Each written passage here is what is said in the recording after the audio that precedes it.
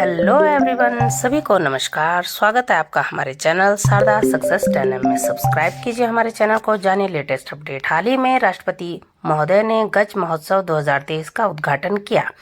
PIB के हवाले से हमने एक खबर ली है कि आज़ादी के अमृत महोत्सव में राष्ट्रपति ने गज महोत्सव 2023 का उद्घाटन 7 अप्रैल 2023 को असम के काजीरंगा राष्ट्रीय उद्यान में गज महोत्सव 2023 का उद्घाटन श्रीमती द्रौपदी मुर्मू के द्वारा किया गया।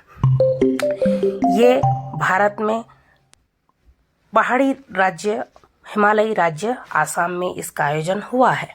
राष्ट्रपति महोदय गज महोत्सव में शिरकत करती हुई वन्य जीवों के साथ ये जो गज महोत्सव हुआ है, ये हिमालयी राज्य नॉर्थ ईस्ट के आसाम में हुआ है, जो ब्रिटिश एरा में बनाया गया सबसे पहला हिमालयी राज्य था। आसाम में 7 नेशनल पार्क हैं। पहला ओरांग, मानस, नमेरी, काजीरंगा, देहांग पटगई, डिब्रू सखोवा और Raimona national park. Raimona national park Assam का 2021 में बनने वाला 6वां नेशनल पार्क है, जबकि देहांग पटगई नेशनल पार्क आसाम का 7वां नेशनल पार्क है। तो आसाम में, जो कि आसाम वन्य जीव के लिए समृद्ध है क्योंकि ये ब्रह्मपुत्र की घाटियों में बसा है, हिमालयी राज्य है। आसाम में काजीरंगा नेशनल पार्क एक सींग वाले गैंडों के लिए प्रसिद्ध है। 1905 में इसे रिजर्व फॉरेस्ट बनाया गया। 1916 में इसे गेम सेंचुरी बनाया गया। 1937 में इसे विजिटर्स के लिए खोला गया। 1950 में इसे डिक्लेयर किया गया वाइल्ड लाइफ सेंचुरी। 1974 में इसे नेशनल पार्क का दर्जा दिया गया और उसके बाद वर्ल्ड हेरिटेज 1985 में बनाया गया। 2005 में इस कंजर्वेशन ने अपने 100 साल यानी सहस्त्राब्दी को पूरा किया, 100 वर्ष पूरे किए और 2007 में इसे टाइगर रिजर्व के रूप में भी मान्यता मिल गई। यहाँ पर ब्रह्मपुत्र की घाटियों में एक सींग वाले गैंडे बहुतायत में मिलते हैं। और गज महोत्सव 2023 हाथियों की सुरक्षा के लिए, जो एशियाई हाथी होता है, वन्यजीव प्राणी है, वन्य जीवों में सबसे बड़ा प्राणी है, उसकी सुरक्षा के लिए चलाया गया। काजीरंगा राष्ट्रीय उद्यान हाई स्कूल के खेल के मैदान में 2 दिवसीय गज महोत्सव का उद्घाटन जब राष्ट्रपति मुर्मू जी ने किया, तो वहाँ पर असमिया कलाकारों के द्वारा भोरताल, झूमर, बिहू आदि नृत्य की सांस्कृतिक जो प्रस्तुतियाँ उनको दी गई, बहुत ही शानदार थी। क्योंकि जो बिहू है आसाम का लोकल फेस्टिवल है और वो जब नया कोई भी शुभ कार्य होता है उस समय वो किया जाता है, स्पेशली नई फसल के समय। द्रौपदी मुर्मू हमारी राष्ट्रपति महोदय आसाम में इसका उद्घाटन करती हुई आप देख सकते हैं।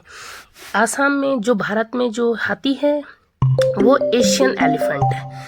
आपको पता है जो अफ्रीकन हाथी होते हैं वो बहुत बड़े होते हैं, विशालकाय होते हैं, जबकि जो एशियन एलिफेंट है ये बहुत ज़्यादा विशालकाय नहीं है। इनको बचाने के लिए 12 अगस्त को विश्व हाथी दिवस हर वर्ष मनाया जाता है, जिसका उद्देश्य होता है हमारे पारिस्थितिकी तंत्र में हाथियों के महत्व को स्वीकार करना। ये ज़रूरी है क्योंकि अगर वाइल्ड लाइफ जो स्पीसीज है इनको अगर प्रोटेक्ट किया जाएगा तो उससे हमारा जो पर्यावरण है, पारिस्थितिकी है, उसको भी संरक्षण प्राप्त होगा। जो भारतीय हाथी है, एशियाई हाथी है, उसका कद बहुत ज़्यादा बड़ा नहीं होता है अफ्रीकन हाथी के मुकाबले। 2010 में भारत में हाथी को राष्ट्रीय धरोहर घोषित किया गया और विश्व हाथी दिवस 2010 से ही मनाया जाता है। भारत में हाथी को विरासत पशु के रूप में भी संरक्षित किया गया ताकि उसको हानि न पहुंचाई जा सके, क्योंकि आपको पता है वन्य जीवों को हानि पहुंचाई जाती है, स्पेशली हाथी की हाथी दांत के लिए जो उनके अनमोल धरोहर है, उनके शरीर में जो दांत है उसके लिए उनकी हत्या की जाती है। तो ये देखिए हाथी के दोनों तरफ जो वाइट कलर के दाग है ये हाथी इनके प्रोटेक्शन का जो स्टेटस है वो IUCN रेड लिस्ट में इंडेंजर्ड है, आपको पता है। वाइल्ड लाइफ प्रोटेक्शन एक्ट 1972 के शेड्यूल फर्स्ट में इन्हें रखा गया है और साइट्स CITES साइट्स प्रोग्राम के अंडर इनको प्रोटेक्ट किया जाता है दुनिया भर में। क्यों? क्योंकि एशियाई हाथी हो चाहे अफ्रीकन हाथी हो, हाथियों की हाथी दांत के लिए उनकी हत्याएं बहुत बड़े स्केल पे की जाती हैं। ये देखिए ये आसाम में काजीरंगा में स्पेशली ये रहते हैं। इस समय भारत में जो 28 साइट्स हैं, करंट में जो 28 साइट्स हैं, वो माइक प्रोग्राम के अंडर जो एशिया में चलाया जा रहा है हाथियों को कंजर्व करने के लिए 13 देशों का ये प्रोग्राम है, एशिया देशों का। इन्होंने माइक प्रोग्राम के अंडर इन हाथियों के संरक्षण के लिए, एशियाई हाथियों के संरक्षण के लिए पूरे की पूरी एक चेन तैयार की है जो बांग्लादेश, भूटान, चाइना, नेपाल तक जाती है। माउंटेनियरिंग द इलीगल किलिंग, ताकि हाथियों की जो इलीगल अवैध जो उनकी हत्या होती है उनसे रोका जा सके, इसके लिए चलाया गया है। 13 देशों ने करीब चलाया है माइक प्रोग्राम MIKE, ठीक, यानी कि माउंटेनियरिंग द इलीगल किलिंग। अब जो हमारे गज महोत्सव शुरू हुआ है इसे किया है union ministry of environment and forest and Assam government ने मिलकर और union ministry environment and forest ने दोनों ने मिलकर इसे चलाया है। गज महोत्सव इसलिए चलाया गया है क्योंकि काजीरंगा नेशनल पार्क में सेलिब्रेट हुआ है एलिफेंट, जो एलिफेंट प्रोग्राम था उसको प्रोजेक्ट एलिफेंट जो 1992 में चला था उसकी 30 ईयर कंप्लीट होने की खुशी में इसे चलाया गया है, जो कि बहुत ही शानदार है, बहुत ही बेहतरीन है। हम काफ़ी समय से 1992 से इसे चला रहे हैं और इसे चलाने के लिए हाथी, क्योंकि आपको पता है रेलवे ट्रैक पर कई बार आ जाते, तो उसके लिए उत्तर पूर्वी railway, north east frontier railway ने प्लान बी चालू किया है। प्लान बी क्या है? यह मधुमक्खियों के झुंड की नकल करने वाली एक प्रणाली है जो जंगली हाथियों को रेलवे पटरी से दूर रखने के लिए प्रयोग की जाती है। यानी जब भी कोई ट्रेन किसी वाइल्ड लाइफ सेंचुरी से गुजरेगी तो वो इस प्रणाली को ऑन कर देगी, जिससे वहां पर मधुमक्खियों के भिनभिनाने की आवाज आएगी, साउंड आएगा, जिससे हाथी ट्रैक से दूर चले जाएंगे, क्योंकि हाथी को मधुमक्खी से डर लगता है। प्रत्येक वर्ष 12 अगस्त को विश्व हाथी दिवस मनाया जाता है। हाथियों का हमारे पारिस्थितिकी तंत्र के लिए बहुत ही ज्यादा महत्व है। इनके महत्व को स्वीकार करना हमारे जरूरत है। हाथियों द्वारा दैनिक जीवन में सामना करने वाले खतरों के प्रति लोगों में जागरूकता बढ़ाने को बल देता है 12 अगस्त, और हाथियों के अवैध शिकार, पालतू हाथियों के साथ होने वाला जो दुर्व्यवहार होता है स्पेशली उस पर फोकस किया जाए, उनके आवास को क्षति न पहुंचाई जाए, उन्हें कैसे प्रोटेक्ट किया जाए, इसके लिए 12 अगस्त का दिन निर्धारित किया गया। हाथी हमारी संस्कृति में एक पवित्र पशु है। स्वस्थ पारिस्थितिकी तंत्र को बनाने के लिए यह अति महत्वपूर्ण है। हाथी जैव विविधता की बढ़ावा देते हैं, क्योंकि आपको पता है जब जहाँ भी हाथी होगा वहाँ जंगल हरे और भरे रहते हैं। यह एक बुद्धिमान प्रजाति का पशु है, बिल्कुल है, और इसके साथ साथ ये स्थल में रहने वाले अन्य प्रजातियों की तुलना में काफ़ी बेहतर है, यानी ह्यूमन के साथ काफ़ी ये कोऑर्डिनेट करके रहता है। लेकिन आज मानव ने अपने भूख के लिए, अपने लालच के लिए इनके जो निवास हैं उनको खत्म करना शुरू कर दिया है, जिससे बहुत ही ज़्यादा समस्या होने लगी। इनकी जनसंख्या पिछले 75 वर्ष में 50% की कमी आ गई है, बहुत ही बड़ा नंबर है। और अप्रोक्सीमेट भारत में दुनिया के हाथियों की 60% से ज़्यादा जनसंख्या भारत में ही निवास करती है। इसीलिए ये जो माइक प्रोग्राम चलाया गया है इसका फोकस भारत के नेशनल पार्क भारत ज़्यादा रहता है, भारत और इसके आसपास के जो देर आपको पता है। इसके लिए एशियाई हाथियों को कंजर्व करने के लिए एलिफेंट कॉरिडोर बनाया गया, जो थाईलैंड से शुरू होकर के भारत में उत्तराखंड की पहाड़ियों में शिवालिक तक जाता है। शिवालिक उसका वेस्टर्न एक्सटेंड है, थाईलैंड ईस्टर्न एक्सटेंड है। ये IUCN की रेड लिस्ट में संकटग्रस्त आ रखा है।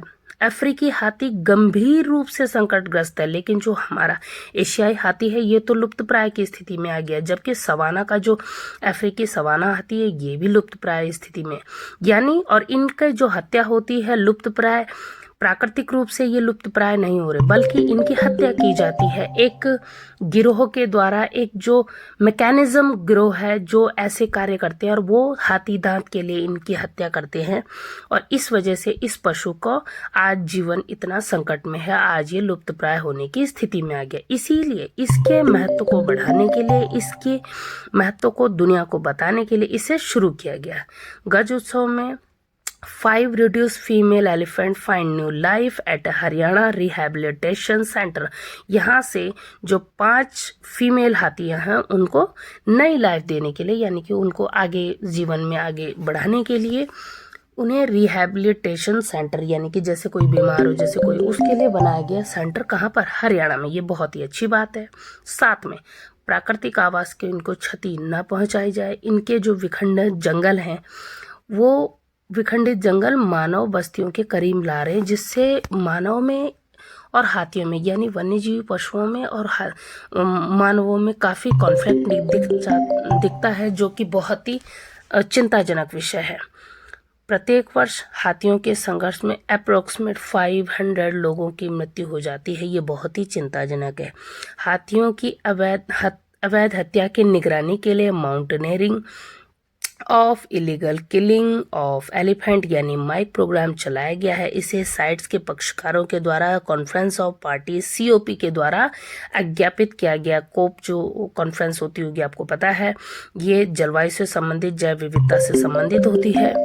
इसकी शुरुआत दक्षिण एशिया में 2003 में की गई थी, जो कि बहुत ही शानदार, और तब से ये माइक प्रोग्राम भारत सहित आसपास के एशियाई देशों में चल रहा है, जो हाथियों के कंजर्वेशन के लिए करता है। ये प्रेक्षा की दृष्टि से अति महत्वपूर्ण सवाल है। माइक प्रोग्राम के अंडर हाथी जो रेंज होते हैं उनके लिए उचित प्रबंधन और प्रवर्तन के निर्णय की जानकारी लेना बहुत ज़रूरी है। उन्हें जानकारी प्रदान करना बहुत ज़रूरी है।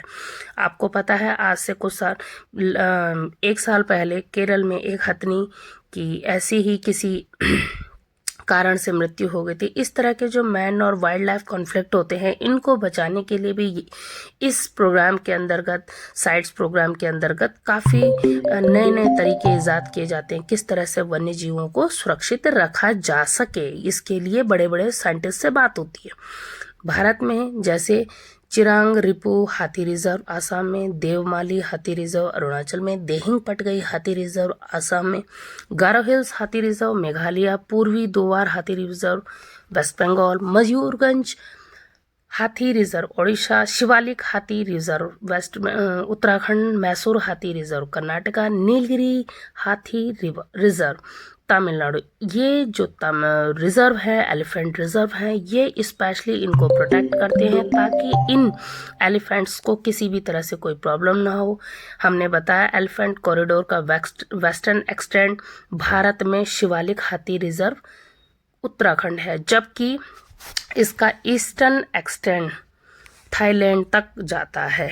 2007 से 2012 और 17 में जंगली हाथियों की आबादी का अनुमान लगाया गया था, जिसमें कर्नाटक में हाथियों की संख्या सबसे ज़्यादा थी, और इसके बाद सेकंड नंबर पर आसाम और फिर केरला का। केरला में जो आसाम में मानस जो हाथी मानस नेशनल पार्क है, और जो केरल में पेरियार नेशनल पार्क है, ये हाथी के लिए रिजर्व रखे गए हैं। वहाँ पर उनकी संख्या बहुत ज़्यादा है। इसीलिए हाथियों की वैश्विक आबादी का 60% भारत में है, और ये जो भारत में हाथी और मानव का संघर्ष है, इसको लेकर के बहुत ज़्यादा चिंतनीय हो चुका है, क्योंकि मानव ने जंगलों को जब से काटना शुरू किया है, तब से हाथियों का बस्तियों में आ जाना, बस्ती के पास आ जाना, उससे कॉन्फ्लिक्ट बढ़ रहा है, और यही कारण है कि आज उनकी संख्या, आज वो लुप्तप्राय स्थिति में आ चुके हैं। IUCN की एंडेंजर्ड लिस्ट में उनका नाम आ चुका है। क्यों? क्योंकि उनके जो अधिवास हैं उसको मानव ने खत्म कर दिया है अपनी प्रगति के लिए, अपनी उन्नति के लिए। जो एशियाई हाथी है, इसे हमें बचाना होगा, और इसी के लिए, इसी को जागरूकता बढ़ाने के लिए अभी हाल ही में एक शॉर्ट मूवी आई थी एलिफेंट विस्पर, जिसे हाल ही में 2023 में नोबेल प्राइज से सम्मानित किया गया है। ये देखिए गोंजाल्विस की जो मूवी थी एलिफेंट विस्पर। तो आज हमने जाना हाथियों के बारे में। और आप अगर ऐसे ही इंटरेस्टिंग वीडियोस चाहते हैं तो हमारे चैनल को लाइक सब्सक्राइब करें। मिलते हैं नेक्स्ट वीडियो में। Take care, bye bye. अपना कोई भी कमेंट हो उसे कमेंट बॉक्स में ज़रूर लिखिए। कोई वीडियो आप चाहते हो किसी टॉपिक पे तो ज़रूर हमें बताएं। मिलते हैं नेक्स्ट वीडियो में। Take care, bye bye friends.